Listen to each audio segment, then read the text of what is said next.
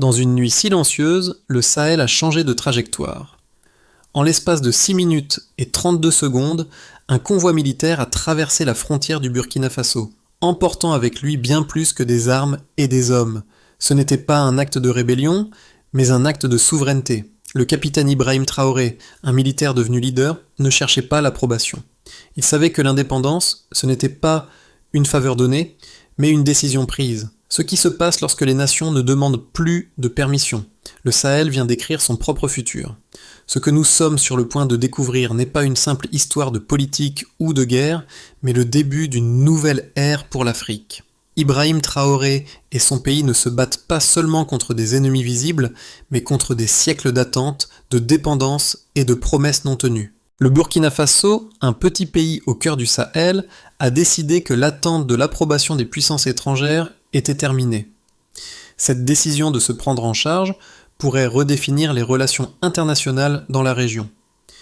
En choisissant de se défendre sans demander la permission, Traoré a fait un pari audacieux, celui de l'indépendance. Mais à quel prix?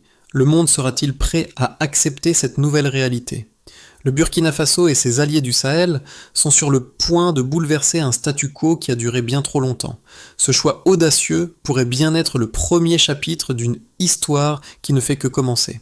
Le silence qui a enveloppé le Sahel ce soir-là n'était pas seulement une absence de bruit, mais une absence de contrôle. Un corridor de 300 km, traversant le Burkina Faso, avait disparu de la surveillance occidentale pendant 6 minutes et 32 secondes. Ce n'était pas un accident, c'était un message. Lorsque les satellites ont récupéré leur signal, il était trop tard. Le convoi militaire qui s'était déplacé dans l'obscurité n'était pas simplement un groupe de véhicules, c'était un symbole de changement, un moment pivot dans l'histoire de l'Afrique. À sa tête, Ibrahim Traoré, un militaire devenu chef d'État, a pris une décision qui résonnerait bien au-delà des frontières de son pays. Cette nuit-là, les véhicules qui roulaient dans le sable ne transportaient pas uniquement des armes, mais un projet de souveraineté totale. En renonçant à l'aide étrangère, Traoré a envoyé un message clair. L'Afrique, et en particulier le Burkina Faso, ne demandera plus de permission pour se défendre. Les premières réactions en Europe ont été mitigées. À Washington, Bruxelles et Paris, les analystes se sont demandé si ce geste symbolisait une rupture ou simplement une nouvelle forme de coopération. Mais ce que beaucoup ne comprenaient pas, c'était que ce n'était pas une question de politique extérieure, c'était une question de dignité. Pour le Sahel, cette nuit marquait la fin de l'attente passive et le début de la construction d'un avenir indépendant. Ibrahim Traoré n'était pas seulement un militaire. Il était l'incarnation d'une génération africaine prête à se libérer des chaînes invisibles de la dépendance. À 36 ans, il avait déjà vu la souffrance d'un continent dont les promesses de paix et de prospérité se dissolvaient dans la chaleur du Sahel. Depuis trop longtemps, des leaders africains avaient dû se tourner vers l'extérieur, espérant une aide qui ne venait jamais ou pire encore, qui arrivait trop tard. Mais Traoré avait un point de vue radicalement différent. Ce soir-là, à la tête du convoi, il ne cherchait pas seulement à défendre son pays, il cherchait à redéfinir ce que cela signifie être un leader dans un monde qui ne cesse de refuser l'autonomie à l'Afrique. Il se souvenait des villages brûlés, des écoles transformées en casernes et de ces mères qui murmuraient des prières de survie. Mais ce qui l'avait marqué le plus, c'était ce silence. Le silence des promesses non tenues, le silence de l'attente interminable. Il savait qu'une décision devait être prise, et il l'a prise. Ce n'était pas la guerre qu'il voulait, mais la dignité. Ce n'était pas la violence qu'il recherchait, mais la souveraineté.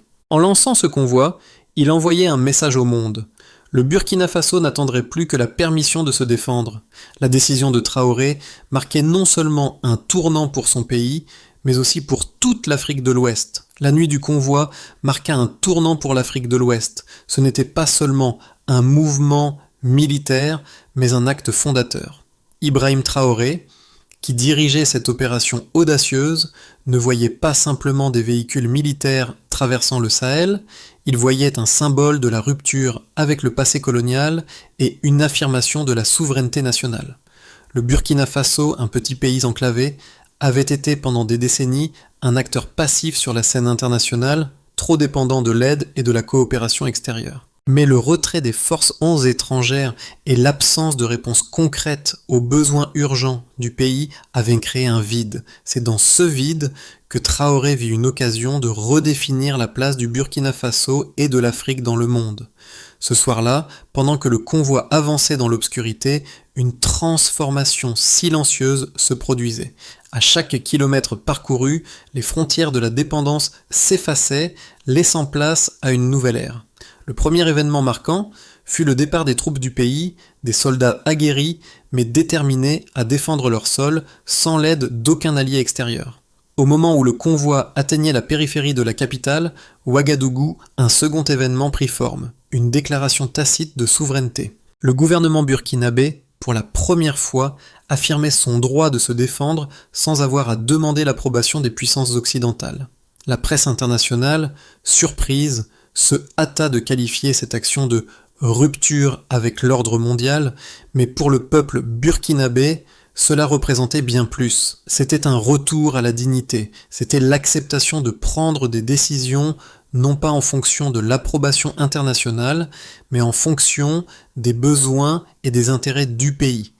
Les ramifications de cette nuit ne se firent pas attendre. À Paris, Bruxelles et Washington, les analystes se disputèrent sur l'interprétation de cet acte. Était-ce une menace pour les relations internationales ou un simple ajustement stratégique ? Pendant ce temps, dans les rues de Ouagadougou, les citoyens, qu'ils soient militaires ou civils, se tenaient dans l'ombre des bâtiments. Leur regard était fixé sur l'horizon, conscients que l'avenir se forgeait dans les décisions prises cette nuit-là. Mais la véritable portée de cet événement devint claire quelques jours plus tard, lorsque Traoré prit la parole devant ses concitoyens. Ce discours, marquant la fin de l'attente de l'aide internationale, affirmait le changement radical qui venait de s'opérer. Le peuple burkinabé, longtemps tenu en échec par la lenteur des processus diplomatiques, voyait maintenant son avenir se dessiner à travers ses propres efforts. Ce n'était pas simplement une question de se défendre, mais de reconstruire un pays et une identité, de regagner la confiance perdue dans les institutions internationales qui avaient souvent échoué à répondre à ces appels à l'aide. Au Sahel, chaque décision prise par Traoré et ses alliés allait non seulement déterminer l'avenir du Burkina Faso, mais aussi de la région tout entière. La dépendance aux puissances étrangères s'était transformée en un acte de résistance collective, et la souveraineté retrouvée en un puissant appel à l'autonomie. Ce que l'Afrique venait de découvrir ce soir-là n'était pas une fin, mais le début d'un processus de renaissance. La transformation opérée par Ibrahim Traoré et le Burkina Faso n'est pas une simple déclaration idéologique, mais une réalité mesurable qui commence à prendre forme dans le paysage géopolitique du Sahel. Les chiffres montrent que la dépendance de l'Afrique vis-à-vis des aides extérieures, particulièrement européennes et américaines, a atteint un point de rupture. En 2024, le Burkina Faso a dépensé près de 3 milliards de dollars en aide internationale, mais les retombées de ces investissements étaient minimes. En comparaison, en 2025, après la mise en place de la doctrine de souveraineté de Traoré, le pays a vu une réduction de 40% de ses importations d'armement depuis les puissances occidentales, tout en augmentant ses échanges avec des partenaires non traditionnels, notamment la Chine et la Russie. Cela a conduit à un rééquilibrage des relations commerciales dans la région. Le Fonds national de souveraineté, lancé par le Burkina Faso en 2024, a été une première étape décisive vers l'autosuffisance. Ce fonds, alimenté par les exportations d'or et d'autres ressources naturelles, a dépassé les attentes en atteignant un capital de plus de 1,2 milliard de dollars à la fin de la première année, représentant près de 15% du PIB du pays. Une augmentation significative par rapport à la situation préexistante où l'exportation d'or ne générait que 4% du revenu national. Mais l'impact ne se limite pas aux chiffres économiques. La mise en place de cette nouvelle politique a également eu des répercussions sociales et politiques importantes. En 2025, une étude menée par l'Institut africain pour le développement a révélé que 72% des Burkinabés se sentaient plus confiants dans l'avenir de leur pays. Un taux de confiance record par rapport aux années précédentes. Ce chiffre est d'autant plus frappant lorsqu'on le compare à la situation en 2020, où seulement 31% des Burkinabés se disaient optimistes quant à la stabilité de leur nation. La réduction de la dépendance vis-à-vis des puissances étrangères a permis au Burkina Faso de réinvestir dans ses infrastructures. En 2024, l'État a alloué 1,5 milliard de dollars pour la reconstruction des routes et des écoles, un investissement qui a entraîné une croissance de 8% de l'activité économique, notamment dans les zones rurales, qui avaient été historiquement négligées. La production agricole a également bénéficié de cette nouvelle politique avec une augmentation de 12% de la production de céréales en 2025, après des années de stagnation. Enfin, les mesures de sécurité interne ont montré des résultats impressionnants. En 2025, le taux de criminalité dans les zones urbaines a chuté de 23%, une preuve que la politique de défense nationale autonome initiée par Traoré commence à avoir un impact direct sur la sécurité des citoyens. Ce changement a permis de renforcer la stabilité politique du pays, en faisant face efficacement aux défis internes tout en naviguant dans un environnement régional de plus en plus instable. Le Burkina Faso, sous la direction d'Ibrahim Traoré, a fait face à de nombreux défis, mais il a également suscité des réponses variées de la part de ses partisans et détracteurs. Les partisans de Traoré, principalement des leaders locaux et des citoyens fatigués des promesses non tenues par la communauté internationale, considèrent la décision du pays comme une étape audacieuse vers l'autonomie. Ils soutiennent que la souveraineté véritable ne peut être atteinte que si une nation prend le contrôle total de ses affaires, en particulier dans le domaine de la défense et de la sécurité. Ils voient Traoré non seulement comme un homme d'État, mais comme un symbole de résistance contre l'ingérence étrangère et un champion de l'indépendance africaine. En abandonnant l'aide étrangère, il a donné à son peuple une chance de se défendre par ses propres moyens, ce qui, selon eux, est un acte de dignité et de résilience. Cependant, cette approche n'a pas été sans critique. Les analystes occidentaux, qui voient dans les actions de Traoré une dérive vers un isolement risqué, mettent en avant les dangers d'une telle indépendance militaire. Ils soutiennent que le pays pourrait se retrouver à court de ressources face à des menaces extérieures de plus en plus complexes, en particulier dans une région du Sahel instable, où les groupes terroristes et les forces étrangères exercent une pression constante. Selon ces critiques, un tel modèle pourrait exposer le Burkina Faso à des risques diplomatiques et militaires élevés.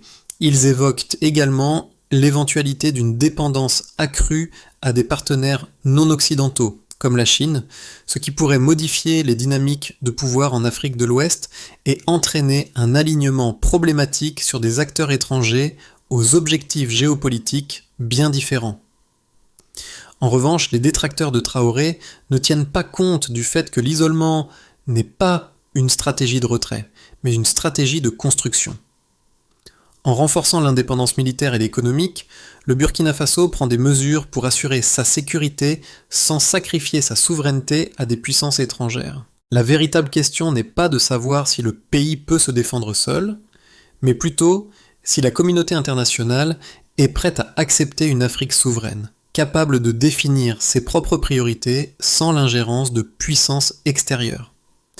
L'argument de Traoré, bien que ostensiblement isolé, présente une vision audacieuse de l'avenir de l'Afrique. Si cette stratégie réussit, elle pourrait être un modèle pour d'autres nations du Sahel et de l'Afrique qui cherchent à sortir de l'ombre de la dépendance et à prendre leur destin en main. Ce que l'on n'avait pas anticipé, c'est la réaction du monde à cette nouvelle réalité. Lorsque le convoi a traversé le Sahel, la communauté internationale s'attendait à une simple crise de plus dans la région. Mais au lieu de cela, ce fut un bouleversement géopolitique. À l'intérieur du Burkina Faso, un sentiment d'émancipation se propageait, mais au niveau mondial, les discussions prenaient une tournure différente. Ce qui avait commencé comme une initiative isolée d'un pays se transformait en un symbole d'un changement plus large dans les rapports de force internationaux. Les puissances occidentales, qui avaient longtemps dicté les termes de la coopération avec l'Afrique, étaient maintenant confrontées à une question difficile. Comment réagir face à un continent qui décide enfin de prendre son destin en main ? Le retrait des forces étrangères n'était pas un simple retrait de soldats. Il représentait un retrait d'influence, un défi direct aux structures de pouvoir internationales établies depuis des décennies. Mais ce qui a peut-être été le plus étonnant, c'est l'onde de choc qui a traversé les autres nations africaines. D'autres pays du Sahel, et même au-delà, ont commencé à reconsidérer leur propre dépendance à l'aide et à la protection occidentale. Les implications de la décision du Burkina Faso et de son nouveau leader Ibrahim Traoré ne se sont pas limitées aux frontières nationales. Les effets ont été ressentis bien au-delà, dans toute la région du Sahel et au-delà.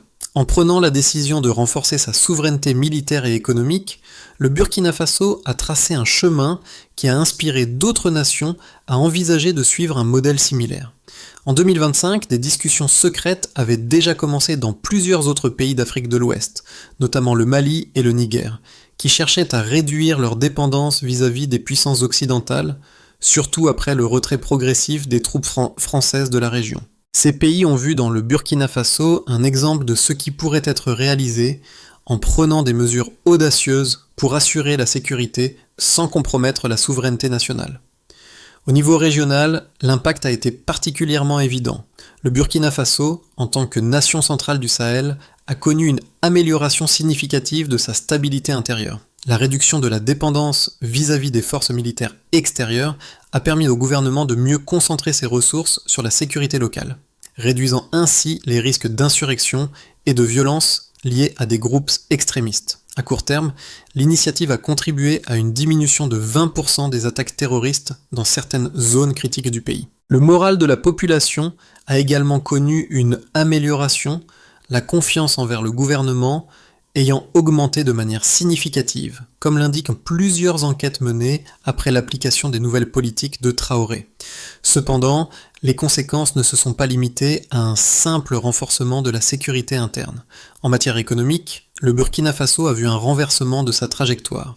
Les exportations de ressources naturelles, notamment l'or, ont connu une hausse de 15% en 2025, non seulement en raison de l'augmentation de la production, mais aussi grâce à l'établissement de nouvelles relations commerciales avec des acteurs non occidentaux tels que la Chine. Cette nouvelle orientation économique a permis au pays de sécuriser des financements pour ses projets de développement sans les conditions strictes imposées par les partenaires traditionnels. Néanmoins, la route vers l'autosuffisance n'a pas été sans obstacle. Si l'indépendance économique et militaire du Burkina Faso a été un succès visible, elle a également attiré l'attention de puissances étrangères, notamment des États-Unis et de l'Union européenne, qui ont exprimé des préoccupations quant à l'alignement stratégique de ce modèle. Une sanction implicite s'est rapidement fait sentir sous forme de réticence à fournir une aide d'urgence ou des ressources de développement. Le Burkina Faso, cependant, a vu cela comme une opportunité de renforcer ses capacités internes, cherchant à se libérer des chaînes d'une coopération déséquilibrée. Sur le plan diplomatique, le pays s'est retrouvé dans une position inédite, à la fois respecté et critiqué, mais fermement déterminé à poursuivre sa route. Les pays voisins, confrontés à des défis similaires, ont observé les résultats du modèle de Traoré avec une grande attention, sachant que l'avenir du Sahel dépendait en grande partie de leur capacité à prendre des décisions indépendantes, tout en équilibrant les intérêts géopolitiques internes et internationaux. Les mois qui suivirent la décision de Traoré ont été cruciaux pour le Burkina Faso et pour toute la région du Sahel. 3 scénarios se dessinaient pour l'avenir. Un scénario de consolidation, un scénario de défi et un scénario de répercussion régionale. Scénario de consolidation base.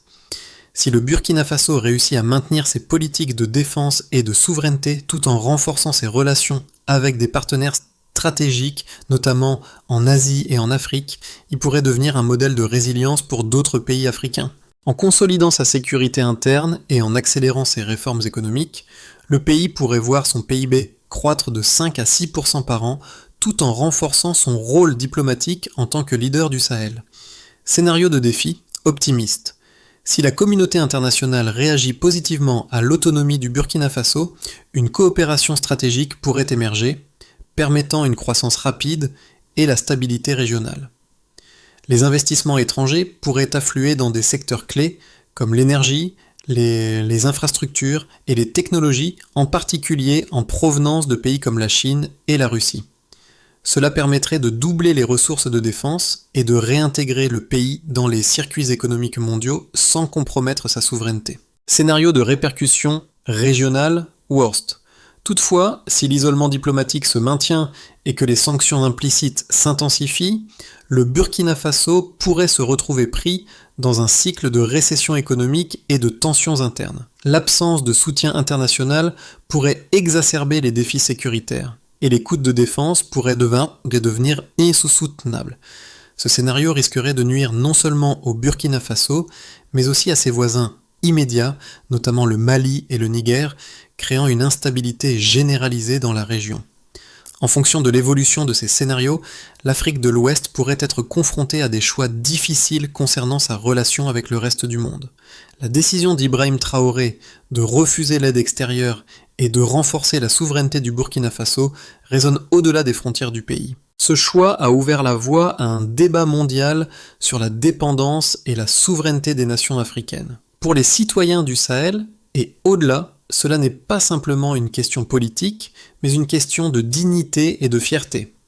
Le peuple burkinabé, qui a longtemps enduré des promesses non tenues, se retrouve dans une position nouvelle, non seulement en tant que spectateur de l'histoire, mais en tant qu'acteur principal. Ce n'est plus une Afrique qui attend, mais une Afrique qui prend sa place sur la scène mondiale. Les décisions de Traoré ne sont pas seulement un changement pour le Burkina Faso, mais un message aux autres nations africaines. La souveraineté n'est pas un privilège accordé par des puissances extérieures, mais un droit intrinsèque. Les habitants du Burkina Faso, qu'ils soient jeunes ou âgés, expriment une nouvelle forme de résilience. Ils sont prêts à se défendre, non seulement contre les menaces extérieures, mais aussi contre un système global qui a souvent ignoré leurs besoins et leurs aspirations. Le pays, tout comme la région, se trouve à un carrefour. Continuer à vivre sous la tutelle des puissances mondiales ou prendre le risque de choisir une voie incertaine mais potentiellement transformative. À mesure que d'autres nations observent et réfléchissent à cette démarche audacieuse, la question se pose. L'Afrique peut-elle véritablement se libérer des chaînes de la dépendance et devenir un acteur pleinement souverain sur la scène internationale ? Le chemin vers une souveraineté véritable n'est ni simple ni rapide, mais le Burkina Faso a tracé une route qui pourrait bien inspirer d'autres nations.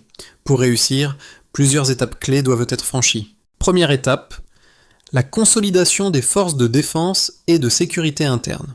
Pour garantir sa souveraineté, le Burkina Faso devra investir dans ses infrastructures de défense, mais aussi dans l'éducation et la formation des soldats. Ce n'est pas seulement une question de matériel militaire, mais aussi de renforcement des capacités humaines. Cela inclut une révision des stratégies militaires pour intégrer des méthodes modernes de gestion de la sécurité et de la défense nationale. Deuxième étape, le renforcement de la coopération avec des partenaires stratégiques. Bien que le pays ait pris ses distances avec les puissances occidentales, il doit continuer à diversifier ses alliances, en particulier avec des nations non traditionnelles comme la Chine, la Russie et les autres membres du BRICS. Cela permettra de sécuriser des investissements tout en maintenant une indépendance sur le plan politique. Troisième étape, la diversification économique.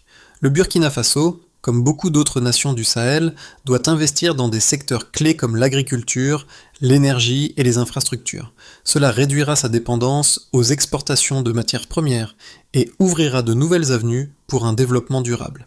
Quatrième étape, la création d'un système économique régional solide. Le Burkina Faso peut servir de modèle pour les autres pays du Sahel. En favorisant l'intégration régionale, l'échange de ressources et la coopération en matière de sécurité, il sera possible de créer une zone de prospérité stable tout en réduisant les influences extérieures. Au moment où Ibrahim Traoré s'est tourné vers l'horizon, il savait que son pays vivait un tournant. Les moteurs du convoi, qui avaient traversé le Sahel en silence, n'étaient pas juste un bruit dans la nuit. Ils portaient l'écho de milliers de voix silencieuses, de familles brisées, de vies laissées pour compte. Mais à travers ce silence, un nouveau son a émergé, celui de l'espoir retrouvé. Ce voyage, cette décision n'étaient pas seulement pour aujourd'hui, ils étaient pour demain, pour un Burkina Faso libre, pour une Afrique autonome. Traoré a compris que la véritable force ne réside pas dans les armes, mais dans la volonté de défendre ce qui est juste. Il a choisi la dignité, et avec elle, il a redonné la voix à tout un continent. La route qui s'étendait devant lui ne se mesurait pas en kilomètres, mais en résilience. Chaque pas qu'il faisait, chaque décision prise, était une pierre posée dans la construction d'un avenir meilleur. Ce n'était pas la fin d'une histoire, mais le commencement d'une nouvelle ère pour le Burkina Faso et pour l'Afrique. Ce que vous venez de lire n'est pas simplement l'histoire du Burkina Faso, c'est un appel. Un appel à reconnaître que la dignité, la souveraineté et l'indépendance ne sont pas des idéaux lointains, mais des réalités qui peuvent se construire étape par étape. L'Afrique, dans toute sa diversité et sa richesse, est prête à se libérer des chaînes de la dépendance et à façonner son propre avenir. Si cette histoire vous a inspiré, si elle a résonné dans votre cœur, n'attendez pas, partagez-la. Faites entendre votre voix. L'Afrique ne se contente plus de regarder, elle se lève. Rejoignez-nous dans cette aventure, car ce n'est pas un rêve lointain. C'est l'avenir qui se construit maintenant. Abonnez-vous pour suivre cette transformation. Parce que cette histoire, ce voyage, appartient à chacun de nous. Ensemble, nous pouvons changer le monde.